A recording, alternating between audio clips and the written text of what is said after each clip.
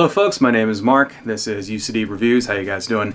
So today we are reviewing Castlevania, which is a horror-themed platform adventure game. It released in 1987 for the NES, and it remains one of my personal favorites for the system. So in this game you play as Simon Belmont, and you're armed with the legendary vampire killer whip, and you single-handedly infiltrate the evil Castlevania and attempt to destroy Dracula. Along the way you whip a lot of candles and kill skeletons and flying Medusa heads and stuff, and you also fall off a lot of platforms to your death.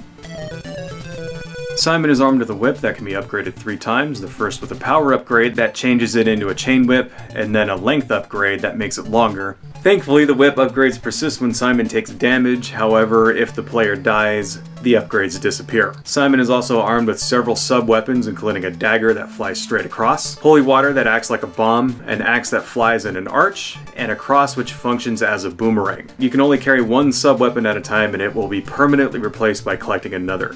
I can't tell you how many times I bit it because I accidentally got the stupid knife when I wanted to hang on to the boomerang. Part of the game is figuring out which is the best weapon to keep to get through certain parts of the levels, and in addition to this, there's an invincibility potion, a cross that destroys everything on the screen, sacks of money that give bonus points, and the infamous chicken inside of the walls. So where this game shines is in the different monsters and other creatures and enemy types that are out for your blood, zombies that run right at you, skeletons that throw bones, fishmen that kind of jump up out of the water and spit rocks at you, bats and goats and little jumping hunchback guys who are as annoying as hell, and long-necked skeleton dragons that come out of the ground all trying to do you in. Of particular note are the Pillar of Skulls enemies which shoot fireballs at you, and the haunted suits of armor that throw high and low axes on the 5th level.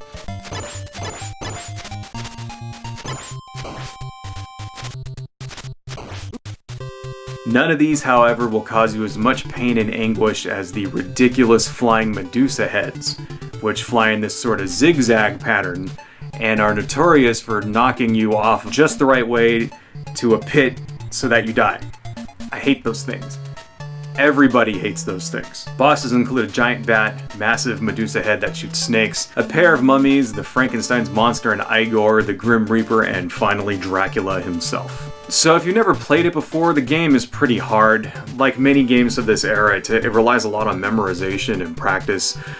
Once you learn where the enemies spawn and what their patterns are, you should be able to breeze through the first 4 levels or so without much of an issue. It doesn't really start getting hard until level 5, and then at that point, the damage that the player takes gets upped so where you can only take 4 hits at a time. And usually there's only 1 health upgrade in the entire level, so it starts getting a little tough there, but even then, you know, with enough practice, anybody with competent motor skills should probably be able to get through it. I mean, to be honest, even the last boss isn't really that tough. The first Castlevania game doesn't have much in the way of depth or an engaging storyline. It's pretty much just straightforward action. Monster comes at you, you kill the monster, the end. There's no giant skill trees that you need to memorize or build or a complicated magic system to preoccupy you, nothing like that. It has great music, it's got above average graphics for the time, and excellent gameplay. And this game was ported to lots of different platforms, including the Commodore 64, MS-DOS, Amiga, Windows, Game Boy Advance, but